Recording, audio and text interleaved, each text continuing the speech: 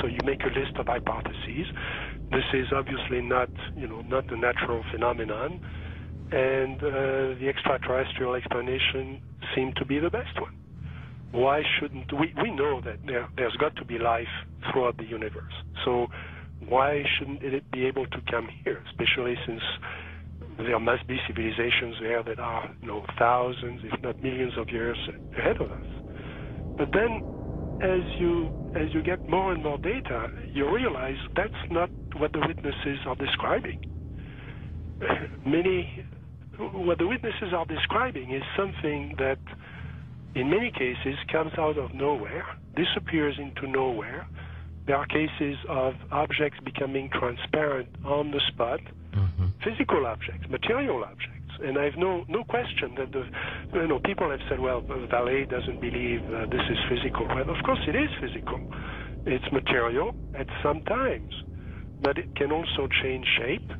It can also merge with other objects, and it can also disappear on the spot. Well, if it does that, then it could be from anywhere, anytime.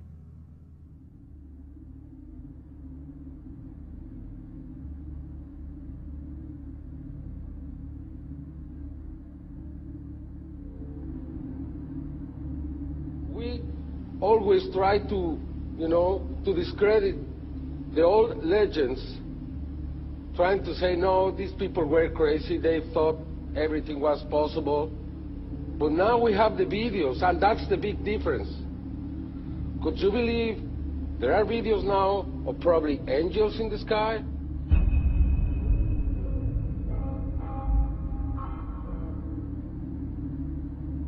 And then I started looking at some of the things that didn't fit. And one of the things that I had to ask is, when did this actually start? Every UFO book starts with, on June 24, 1947, Kenneth Arnold saw something about Ukrainians. Well, that's not really true. I mean, we have data from the 30s and the 20s and from 1896 and 1897 all over the United States, and then you can go back in history. And many people don't want to hear that. They want to hear that this is, if you follow the first level extraterrestrial theory, then ETs, discovered us when the atom bomb went off and they came here to study us. Well, that's not what the data says.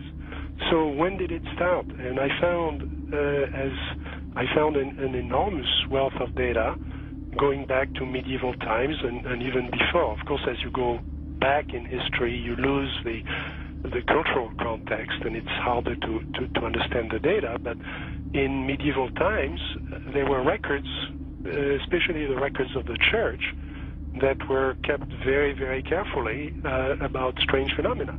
The skeptics are always saying, well, give us your best case and we'll take it apart. There is no such thing as one best case in any field. You have to look at an accumulation of cases and look for patterns, and then that's how the phenomenon reveals itself to you. And for a long period of time, or for a period of time, I believed it was extraterrestrial. I now believe it is interdimensional, the phenomena. In other words, we're looking at so-called spirit beings from another dimension. And I back this up in the new book by equating it to ancient manuscripts where these beings manifested to human beings and what their reactions were, and then comparing it to reactions present day of people who have had encounters, and the similarities are striking. Because first of all, you say to yourself, why would let's say anyone deliberately crash saucers in Roswell, New Mexico, and then allow the bodies to be retrieved? What are these bodies, in fact? And it took me a long time to figure this out. And this is a theory, okay? There's a difference between the grays, the little guys, right, that we see that have now been enculturated with the big black slanted eyes that are about 4 feet tall, all right? Those, let's just call them the grays because pretty much everyone knows them as grays. But there's another creature which people and abductees talk about that they see on board the ships, and these are tall beings, and they assume different forms. Sometimes they can appear as reptilian, other times they can appear as insectoid, other times they can appear as Nordic. In other words, in my opinion, they're shapeshifters. Now, why would I say that? What backs it up? There's a scripture, once again, from our spiritual handbook, which says that basically fallen angels can appear as angels of light if they so choose.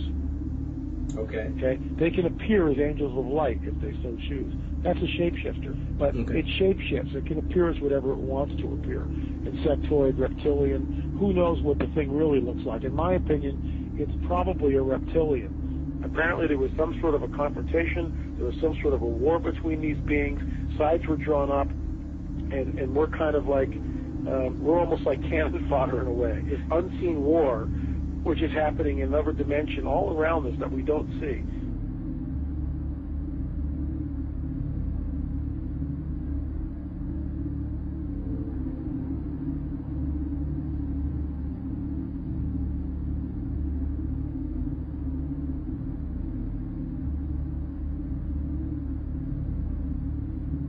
So my point is this: what if the Greys are nothing more than some sort of a biological suit that enables the demons, let's say, to interface in this dimension? That's what I think the Greys are. That's why they're expendable. Me thinking, I wonder if there's some sort of like a biological clone or some sort of a, you know, a body, if you will, that these demons could interface, inhabit, and then, of course, move about in this three-dimensional time-space continuum.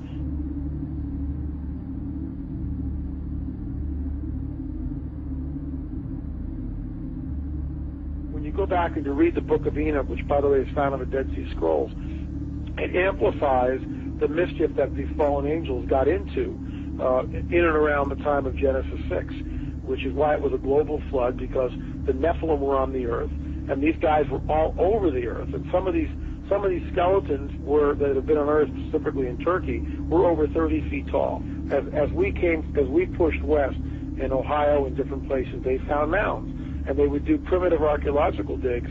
And this is documented. I'm not making this stuff up. They found skeletons, oftentimes, that reached over 9 feet in length, with 6 fingers, 6 toes, and red hair. Now, one of the great mysteries of the West is what happened to these giants. There was nearly 60 skeletons brought out of this cave, but today they're nowhere to be found. Is it that there is some kind of archaeological cover-up that has occurred here?